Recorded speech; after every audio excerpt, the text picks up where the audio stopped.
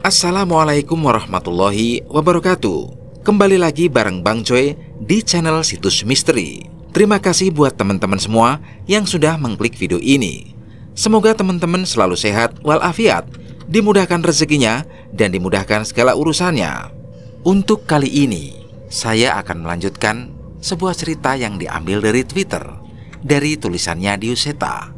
Sebuah kisah yang berjudul Kau Gantung Jasadku di Kamar Itu.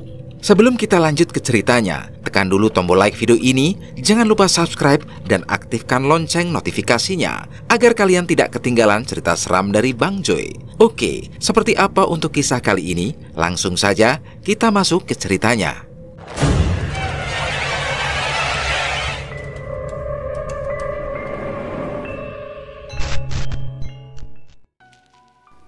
Aku menghabiskan malam bersama dengan Santi di rumah Bude. Kami memutuskan untuk tidak masuk kuliah dulu hari ini, untuk menenangkan diri sekaligus mencari tahu tentang permasalahan di kos malam. Duk, udah bangun. Sarapan dulu. Temennya diajak. Ucap Bude yang menyadari bahwa aku sudah terbangun. Santi masih tidur, Bude. Biar istirahat dulu saja. Dia pasti masih trauma sama kejadian semalam.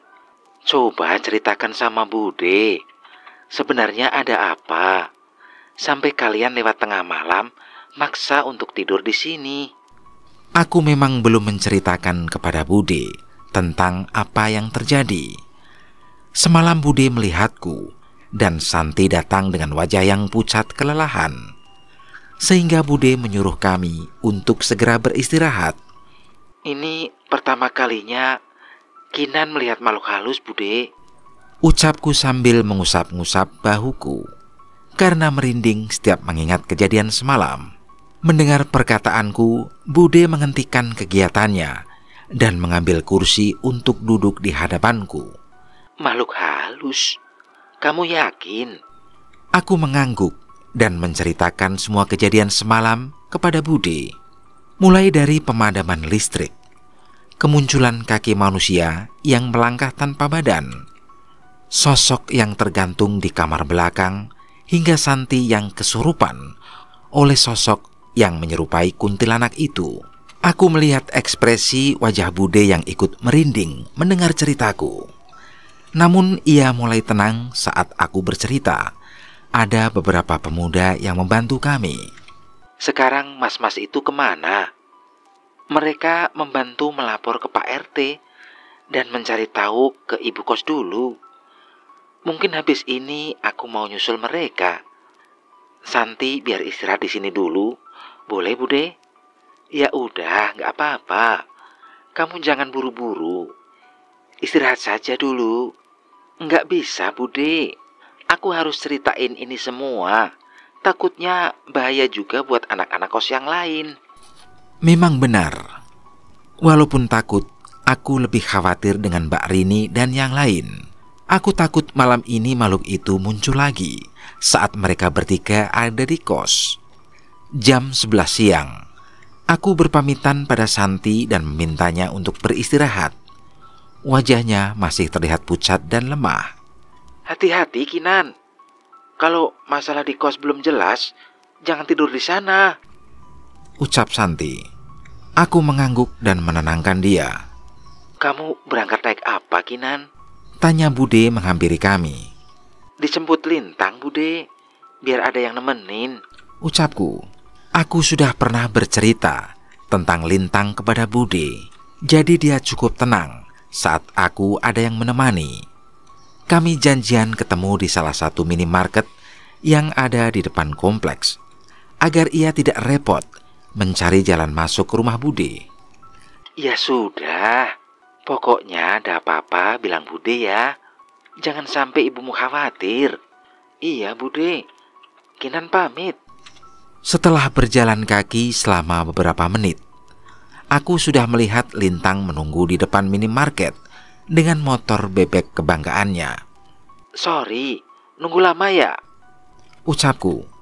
Enggak kok, santai saja. Itu yang tadi kamu ceritain beneran. Tanya Lintang dengan wajah yang heran. Bener, Tang. Orang yang denger pasti nggak percaya.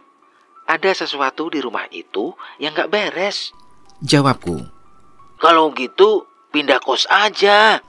Ucap Lintang. Rencananya sih begitu. Tapi kita cari tahu dulu. Takutnya salah langkah, malah bahaya. Balasku. Bener tuh. Sekarang kita kemana dulu? Ke kos dulu. Temuin anak kos yang lain. Tanpa menunggu lama, Lintang menyerahkan helm kepadaku dan mengantarku kembali ke kos. Sepanjang perjalanan, aku menceritakan tentang apa yang kulihat di kos kepada Lintang. Berkali-kali dia menyarankanku untuk pindah ke kos yang lebih aman. Di depan kos, aku sudah melihat terparkir motor Vespa tua dan beberapa motor lainnya. Dari jauh terlihat sudah ada beberapa orang di ruang tamu. Mbak Kinan, sudah sehat? Tanya Mas Danan yang sudah sampai duluan di sana. Sudah, Mas. Santi masih nggak enak badan. Dia masih istirahat di rumah Bude. Aku memperhatikan sekitar Bu Fitri, Pak RT, dan teman-teman kos. Ternyata sudah berkumpul lebih dulu di sana, dan sepertinya sudah memulai perbincangan. Mas Danan mempersilahkanku untuk duduk dan mendengar mengenai kesimpulan yang sudah mereka bahas. Bu Fitri membeli rumah ini dan menjadikannya kos-kosan baru sekitar 3 tahun. Dan selama ini belum pernah mendengar ada kejadian seperti ini. Pak RT juga bercerita, ia tidak mengetahui tentang sejarah rumah ini. Ia berjanji akan mencari tahu tentang sejarah rumah ini pada warga yang lebih lama tinggal di sekitar sini. Sebenarnya bukan nggak ada kejadian, Bu. Tiba-tiba Mbak Rini berbicara seolah ingin menceritakan sesuatu. Maksud Mbak Rini, sebelumnya pernah ada kejadian yang sama. Mbak Rini bertatapan dengan Mbak Anggit sebelum memutuskan untuk bercerita. Semalam sebenarnya ada alasan. Kenapa tiba-tiba diajak keluar sama pacar saya? Dia baru bilang tadi pagi. Mbak Anggit membuka pembicaraan. Katanya waktu nelpon semalam, dia mendengar suara perempuan lain. Yang suaranya aneh. Seperti kadang menangis, kadang menggeram. Mati. Ora ono sing oleh urip. Mati. Tidak ada yang boleh hidup. Pacar saya merinding mendengar suara itu dan memaksa untuk menjemput saya.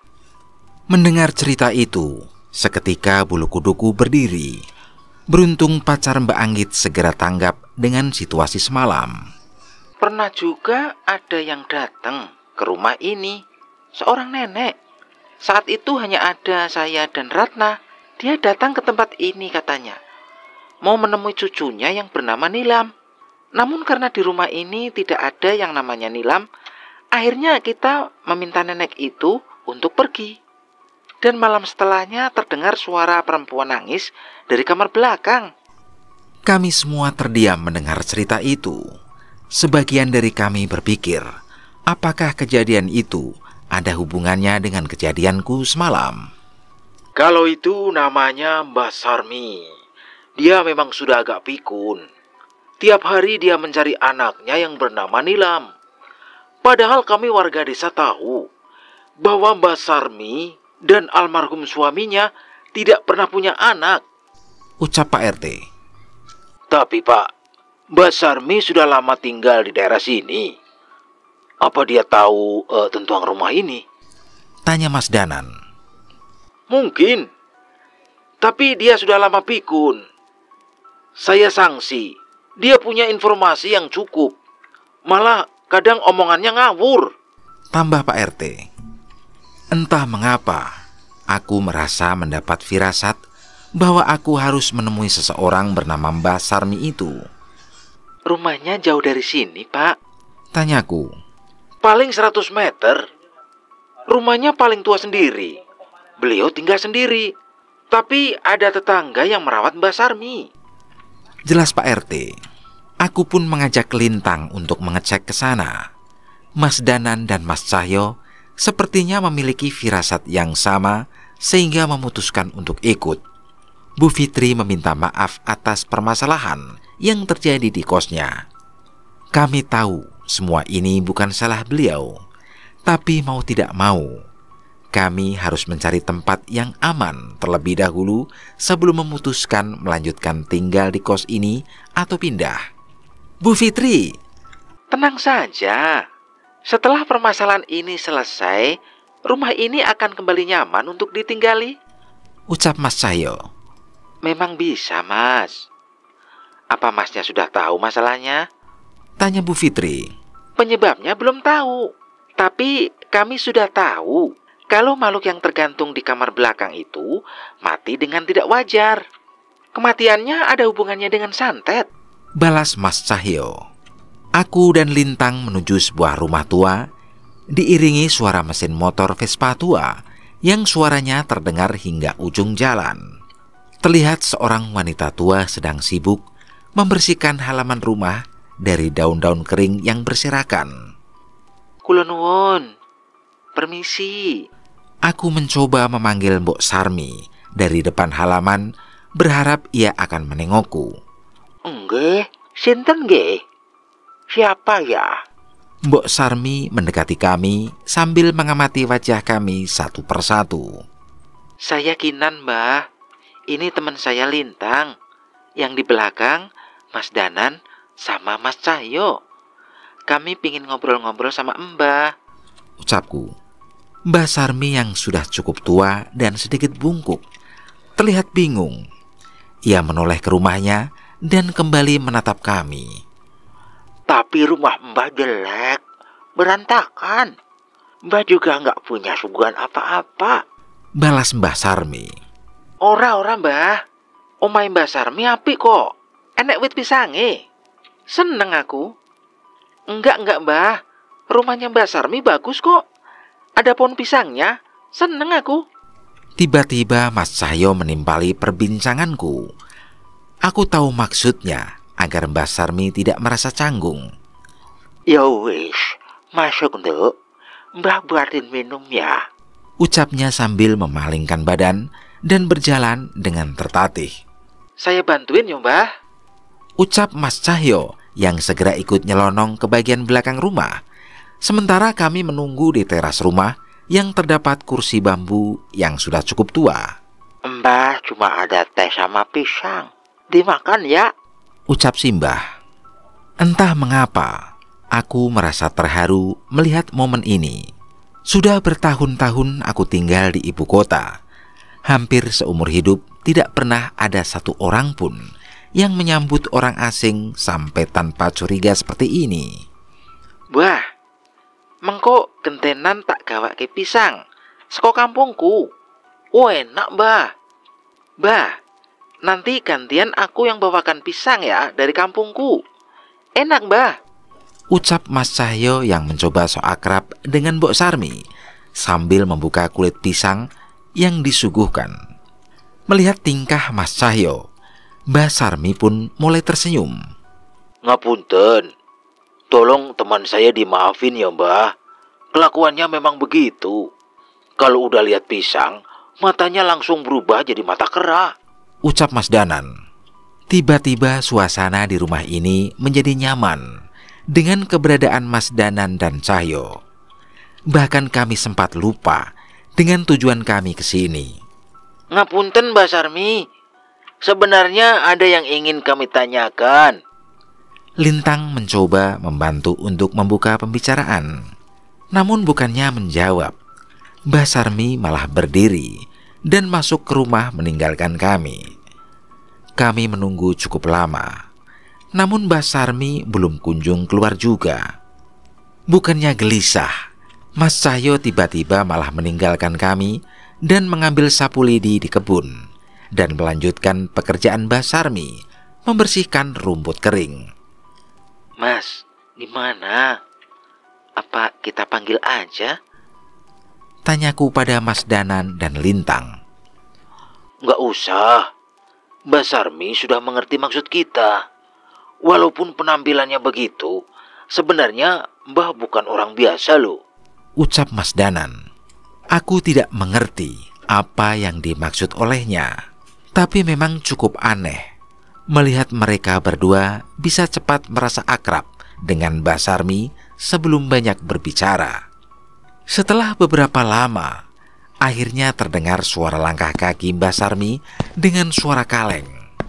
Kami pun segera mengetahui bahwa Mbah Sarmi sedang mengambil sesuatu dari dalam rumah dan membawanya ke hadapan kami. Mbah tinggal di daerah sini hampir seumur hidup. Mbah Sarmi mencoba untuk mulai bercerita. Mbah gak bisa punya anak, tapi Mbah beruntung bisa menikah dengan orang yang tepat dan tidak pernah mengeluh sampai akhir hayatnya. Mbah Sarmi mengeluarkan foto seorang pria tua yang terlihat sudah sangat lama. Setelah suami Mbah pergi duluan, Mbah kesepian. Walaupun warga di sini sangat perhatian sama Mbah, tetap ada perasaan sepi yang tidak bisa tergantikan. Sampai pada suatu saat, Mbah ketemu seorang anak perempuan yang baik. Namanya Nilam. Mbah cerita saat itu Nilam lewat rumah Mbah tiba-tiba masuk begitu saja. Katanya Nilam kangen sama almarhum neneknya dan jadi sering ngobrol sama Mbah Sarmi. Dalam seminggu bisa 3-4 kali mampir ke rumah Mbah Sarmi. Dia banyak cerita soal temannya, kuliahnya, dan keluarganya. Saat itu Mbah sangat senang karena ia jadi tidak kesepian lagi. Tapi di balik itu, Mbah juga tahu ada masalah yang dialami oleh Nilam tentang keluarganya. Mereka tinggal di rumah yang saat ini menjadi kos yang kutinggali. Ada seorang pria bernama Bira yang jatuh cinta dengan Nilam. Keluarga mereka cukup dekat, sehingga Bira sering mampir ke rumah. Namun Nilam tidak memiliki perasaan yang sama dengan pria itu. Nilam selalu berusaha menghindari Bira. Ia selalu ke rumah Mbah Sarmi setiap Bira mampir ke rumah Nilam. Pernah beberapa kali Nilam sampai menginap di rumah Mbah Sarmi agar tidak bertemu dengan Bira. Akhirnya orang tua Nilam sadar bahwa anaknya berusaha menjauhi pria yang mendekatinya itu. Rasa sayang terhadap anaknya membuat ayah Nilam menghampiri keluarga Bira dan menegaskan bahwa Nilam tidak bersedia menjalin hubungan dengan anak mereka. Awalnya hal ini ditanggapi dengan biasa. Sayangnya permasalahannya lebih rumit dari itu. Ada alasan mengapa keluarga itu mendekati keluarga Nilam dan menginginkan Nilam menikah dengan anaknya. Setelahnya berbagai teror mulai mendatangi rumah itu. Ayah Nilam terkena penyakit gatal. Ibu Nilam sering menjadi depresi karena diperlihatkan sosok aneh. Hingga Nilam yang sering kehilangan kesadaran dan tiba-tiba tersadar di bawah pohon. Seseorang yang merupakan keturunan keraton pernah cerita sama Mbah bahwa keluarga Nilam sedang disantet. Orang itu pernah diminta tolong oleh keluarga pria yang suka kepada Nilam untuk ngerjain keluarga Nilam, namun ditolak olehnya. Mbah pun panik dan menghampiri keluarga Nilam. Namun Mbah juga tidak punya kemampuan sebesar itu untuk menangkal serangan yang diarahkan kepada keluarga Nilam. Apalagi saat bertemu dengan orang tua Nilam. Mbah melihat orang tua Nilam terlihat linglung. Beruntung teman-teman kampus Nilam yang mengetahui keadaan Nilam tidak tinggal diam. Mereka mencari cara untuk membantu Nilam dengan bantuan pemuka agama, orang pintar, dan sesepuh yang mengerti masalah ini. Namun sekali lagi, masalah ini tidak semudah itu. Keluarga sang pria begitu keras menginginkan Nilam menikah. Ternyata karena weton Nilam sesuai dengan syarat tumbal untuk pesugihan yang mereka jalani. Ketika mereka gagal, maka nyawa merekalah taruhannya. Nilam dan teman-temannya merencanakan suatu hal untuk menyelamatkan Nilam. Orang tua Nilam diungsikan ke rumah keluarga terdekat dan rumah dikosongkan. Nilam pun tinggal bersama teman-temannya. Mereka mengetahui bahwa Bira masih sering ke rumah itu untuk mencari Nilam. Namun yang ditemui hanyalah rumah kosong. Mereka kira ini akan berjalan lancar, sampai suatu kebodohan dilakukan oleh Vera, salah satu teman Nilam. Vera jatuh cinta dengan Bira. Vera menghubungi Bira dan memintanya bertemu di rumah Nilam pada waktu yang dijanjikan. Bira sangat kecewa saat tidak menemukan Nilam bersama Vera. Namun Vera menahan Bira dan berusaha meyakinkan Bira bahwa ia lebih bisa membuat Bira bahagia dibanding Nilam. Vera berjanji akan memberikan apapun yang Bira mau agar Bira mau bersamanya dan melupakan Nilam. Mendengar ucapan Vera, Bira sebagai seorang laki-laki menerimanya dengan senang hati.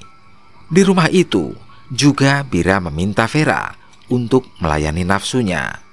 Vera sudah siap dengan itu dan mengikuti semua keinginan Bira. Rumah yang seharusnya kosong itu kini dipenuhi suara desahan sepasang manusia yang saling melampiaskan nafsunya. Setelah Vera memenuhi janjinya, kini giliran Bira. Ia akan melepaskan Nilam dengan baik-baik. Ia meminta Vera untuk mengajak Nilam ke hutan di belakang kampus pada tanggal 5 Mei untuk mengakhiri semua permasalahan ini. Entah mengapa, Vera merasa tidak pantas menemui mereka secara langsung. Setelah apa yang ia lakukan bersama Bira, ia pun mengirim sebuah pesan di balik foto mereka agar berkumpul di belakang kampus pada waktu yang dijanjikan. Dan hari yang dijanjikan pun tiba. Vera merasa tenang ketika akhirnya temannya bisa selamat dan ia bisa mendapatkan pria yang dicintainya. Namun yang terjadi bukan seperti apa yang dijanjikan. Di hadapan Nilam, Vera dan teman-temannya itu, Bira mengeluarkan sebuah handycam dan memutar sebuah rekaman kejadian saat Bira dan Vera berhubungan badan. Seketika Vera menangis sejadi-jadinya. Semua seperti sudah direncanakan oleh Bira. Saat itu juga Bira memberi ancaman pada Nilam. Bila tidak ingin menuruti kemauannya, Bira akan menyebarkan rekaman itu dan membuat Vera dan keluarganya malu. Tidak ada pilihan lagi untuk mereka. Vera menangis memohon maaf kepada Nilam. Namun sepertinya Nilam juga sudah lelah dengan semua ini hingga menurut keinginan Bira. Nilam berjanji akan menemui Bira di rumah malam besoknya. Saat itu senyum puas terpampang di wajah Bira. Seolah sama sekali tidak peduli dengan Vera. Bira pun meninggalkannya di hutan belakang kampus dengan tangisan penyesalannya. Sesuai perjanjian mereka, Bira datang pada malam hari di rumah itu. Bira mengecek pintu rumah tidak terkunci. Ia masuk ke dalam dan benar, Nilam sudah ada di sana. Ia berdiri di ruang tengah, menyambut kedatangan Bira dengan dandanan yang paling cantik yang pernah ia lakukan untuk dirinya. Bira terkesima melihat kecantikan Nilam dan sudah membayangkan apa yang akan terjadi setelah ini. Bira mengunci pintu rumah dan mendekati Nilam. Saat sudah di hadapan Nilam, Bira bersiap mencumbu bibir Nilam. Namun ia merasa ada yang aneh. Semakin lama, wajah Nilam semakin pucat. Ia menyadari bahwa dari tadi Nilam menyembunyikan lengannya di belakang.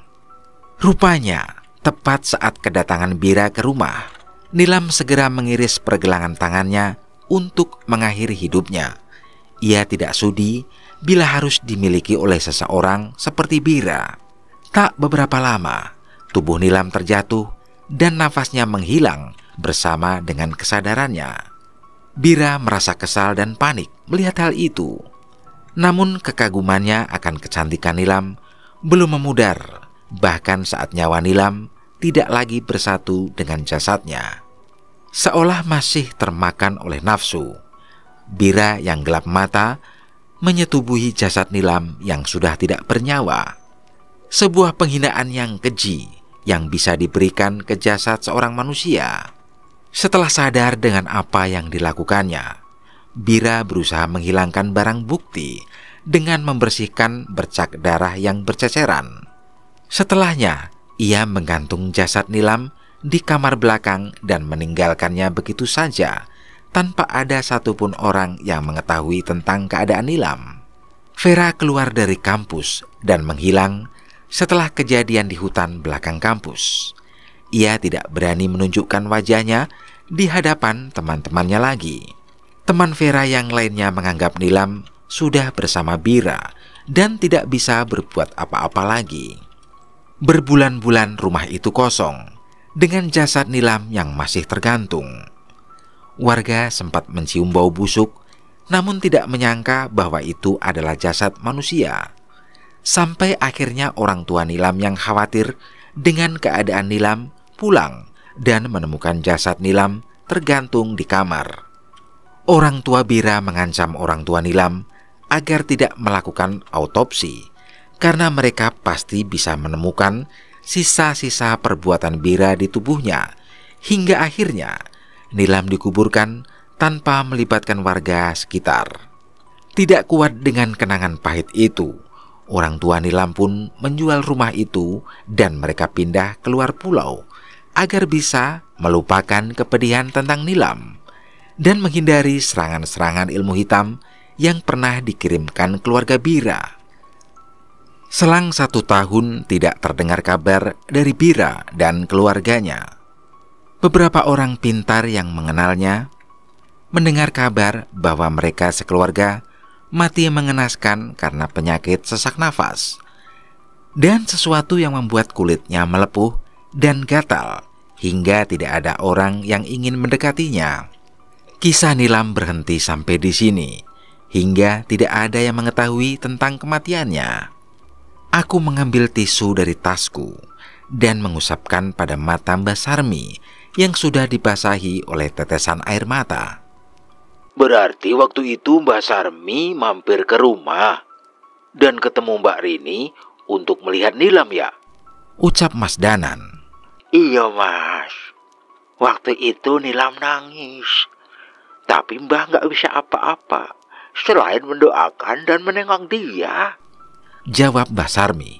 Mbah jangan sedih ya Mbah. Kami akan cari cara supaya Nilam tenang. Nanti kami juga akan sering main ke sini kok, ucapku. Iya Mbah, di kosanku sepi. Mending aku main ke sini numpang ngopi, tambah Lintang yang seketika menjadi simpatik setelah mendengar cerita Mbah Sarmi. Sekarang sudah jelas apa yang sebenarnya terjadi di rumah itu. Namun kami belum mengerti apa yang harus kami lakukan agar Nilam bisa tenang. Dan mengenai sosok lain selain Nilam, apa akan ikut pergi setelah Nilam tenang? Wis Nan, ucap Mas Cahyo. Wis, jelas semua. Mbah, kami izin pamit dulu ya. Keburu malam. Nanti pasti kita mampir ke sini lagi, ucap Mas Danan. Iya Mbah, nanti kami bawa pisang yang enak, tambah Mas Cahyo. Kedua orang itu memang sedikit aneh, tapi sepertinya aku sadar bahwa mereka sudah tahu apa yang akan mereka perbuat. Aku pun pamit pada Mbah Sarmi dan berjanji akan sering main ke rumahnya, sekedar untuk berbagi cerita dengannya. Nilam, semoga saja kami bisa menemukan cara yang terbaik untuk membuatmu tenang.